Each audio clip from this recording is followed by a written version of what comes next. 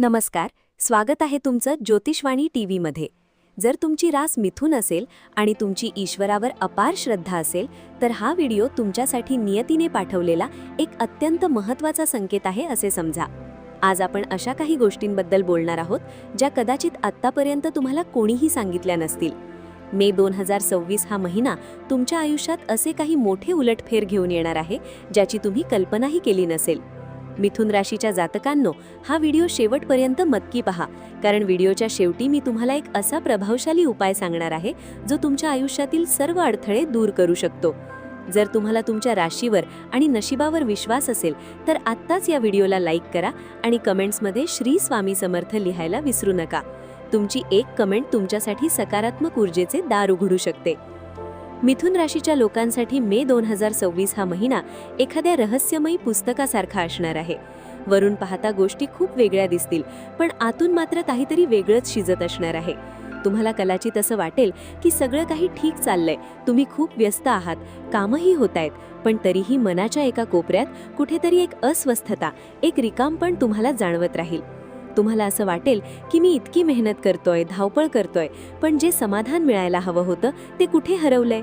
हा महिना तुम्हाला हे शिकवण्यासाठी आला आहे की प्रत्येक वेळी धावणं म्हणजे प्रगती नसते. मित्रांनो, तुम्ही बांबूच्या झाडाबद्दल ऐकलं असेलच. बांबूचं बी जेव्हा जमिनीत पेरलं जातं तेव्हा कित्येक काळ वर काहीच दिसत नाही, असं वाटतं की काहीच हालचाल होत नाहीये. पण जेव्हा ते जमिनीच्या वर येतं तेव्हा काहीच दिवसात ते आकाशाला गवसणी घालतं. अगदी तसंच सध्याचा हा काळ तुमच्यासाठी तयारीचा आहे. तुम्हाला वाटू शकतं की तुमच्या कष्टाचं फळ मिळत नाहीये किंवा रिझल्ट्स खूप उशिरा मिळतायत, पण विश्वास ठेवा, ही तुमच्या मोठ्या यशाची पूर्वतयारी आहे. या मेहनतीचं फळ तुम्हाला जून महिना उजाडण्यापूर्वी नक्की मिळेल. महिन्याच्या सुरुवातीलाच तुम्हाला तुमचं मन खूप जास्त सक्रिय झाल्यासारखं वाटेल. डोक्यात विचारांचं चक्र थांबायचं नाव घेणार नाही. एकाच वेळी अनेक गोष्टी डोक्यात चालू असतील. कधी कामाचं टेन्शन, कधी भविष्यातील प्लॅन्स, तर कधी कोणीतरी बोललेलं मनाला लागून राहील. प्रश्न हा नाही की तुम्ही विचार करताय, प्रश्न हा आहे की तुम्ही निर्णय घेऊ शकत नाहीये. तुमची एकाग्रता विखुरली जातीये. तुम्ही एकाच वेळी 10 ठिकाणी तुमची 10% ऊर्जा लावताय, त्यामुळे कोणत्याही एका कामात 100% यश मिळत नाहीये. ही ऊर्जा वाचवा आणि एकाच लक्ष्यावर केंद्रित करा. करिअरच्या दृष्टीने पाहिलं तर हा महिना संमिश्र फळ देणारा ठरेल. तुमच्याकडे क्षमता आहे, नवीन कल्पना आहेत, पण त्यांची अंमलबजावणी करताना थोडा गोंधळ उडू शकतो. कधीकधी एकाच दिवसात तुम्हाला इतकं काम करावं लागेल की तुम्ही स्वतः आश्चर्यचकित व्हाल. ग्रहांची ही स्थिती तुम्हाला आव्हान देत आहे की या धावपळीतून तुम्ही स्वतःला कसं सावरता.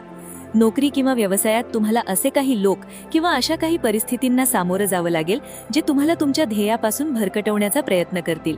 समजा तुम्ही एखादं काम गेल्या 3-4 दिवसांपासून मनापासून करताय. अचानक कोणीतरी येईल आणि सांगेल की हे राहू दे, ते दुसरं महत्त्वाचं आहे. हाच ग्रहांचा सापळा आहे. तुमची ऊर्जा विखुरण्यासाठी ही परिस्थिती निर्माण होईल. त्यामुळे एक गोष्ट लक्षात ठेवा, या महिन्यात वारंवार तुमचे निर्णय बदलू नका. जर एखादं काम हाती घेतलं असेल तर ते पूर्ण केल्याशिवाय थांबू नका. सुरुवातीला थोडा त्रास होईल, चिडचिड होईल, असं वाटेल की काम मनासारखं होत नाहीये, पण हा संयमच तुम्हाला जिंकून देईल. मे महिन्याचा मध्य उलटल्यानंतर म्हणजेच 15 मे नंतर परिस्थिती पूर्णपणे बदलेल. तुमचं मन शांत होईल, विचारांमध्ये स्पष्टता येईल आणि तुम्ही कामांना योग्य प्राधान्य देऊ शकाल. या काळात लोक तुमचं बोलणं गांभीर्याने ऐकू लागतील, कारण तुमच्या संवादात आता आत्मविश्वास असेल. जर आत्तापर्यंतची ही माहिती तुम्हाला तुमच्या आयुष्याशी जोडलेली वाटत असेल तर कृपया या चॅनलला सबस्क्राईब करा आणि बेल आयकॉन दाबायला विसरू नका. तुमचा हा एक छोटासा आधार आम्हाला तुमच्यासाठी असेच मार्गदर्शक व्हिडिओ बनवण्यास प्रोत्साहन देतो. तुमच्या आयुष्यात सध्या कोणता मोठा प्रश्न आहे तो कमेंटमध्ये नक्की सांगा. आम्ही त्यावर नक्की उपाय सुचवू. आर्थिक बाबतीत बोलायचं झालं तर हा महिना सरासरीपेक्षा चांगला राहील. उत्पन्नाचे स्रोत चांगले राहतील, पण सोबतच पैशांची चढ-उतारही राहील. कधी अचानक खूप पैसे येतील तर कधी अनपेक्षित खर्च समोर येऊन उभे राहतील. विशेषतः जर तुम्ही व्यावसायिक असाल तर हा अनुभव तुम्हाला येईल. नोकरी करणाऱ्यांसाठी स्थिती स्थिर राहील, पण बचतीसाठी तुम्हाला जाणीवपूर्वक प्रयत्न करावे लागतील.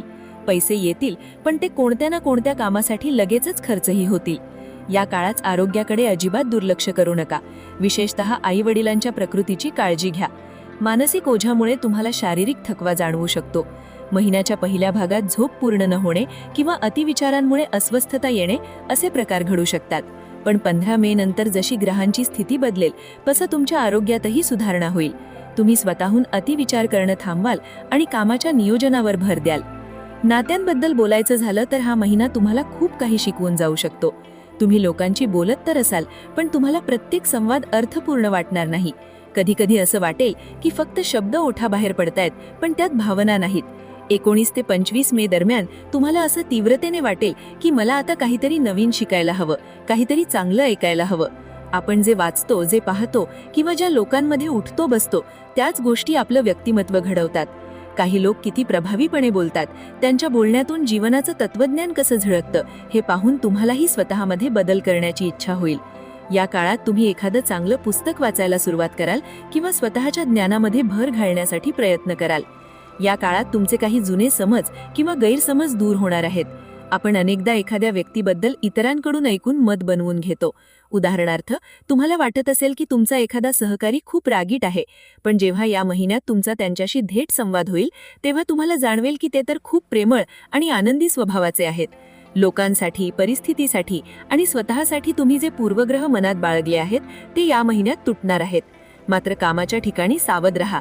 कोणाबद्दलही गॉसिप किंवा चहाडी करू नका. तुम्ही कोणाबद्दल काहीतरी बोललात आणि समोरच्याने ते वरिष्ठांपर्यंत पोहोचवलं तर तुम्ही विनाकारण अडचणीत येऊ शकता. तुमच्या मनातल्या भावना स्वतःपुरत्या मर्यादित ठेवा किंवा फक्त घरातील लोकांशी शेअर करा. कामाच्या ठिकाणी तुमचे प्रत्येक हालचाल किंवा शब्द रेकॉर्ड होत आहेत असेच समजून वागा. हा काळ नात्यांमधील दुरावा कमी करण्यासाठी खूप उत्तम आहे. जर कोणाशी तुमचे संबंध बिघडले असतील तर तुम्ही स्वतःहून प्रामाणिकपणे एक पाऊल पुढे टाका. समोरूनही तुम्हाला सकारात्मक प्रतिसाद मिळेल. पती पत्नीमधील जुने कुरबुरे किंवा गैरसमज संवादाच्या माध्यमातून सुटण्याची शक्यता आहे. जर तुम्ही विद्यार्थी असाल तर एक गोष्ट नीट लक्षात ठेवा, फक्त व्यस्त राहणं म्हणजे अभ्यास करणं नव्हे. किती तास पुस्तकं समोर ठेवून बसलात यापेक्षा किती टॉपिक नीट समजून घेतले हे महत्त्वाचं आहे. फोन बाजूला ठेवा, सोशल मीडियापासून दूर राहा आणि जेव्हा एखादा धडा पूर्ण होईल तेव्हाच जागेवरून उठा.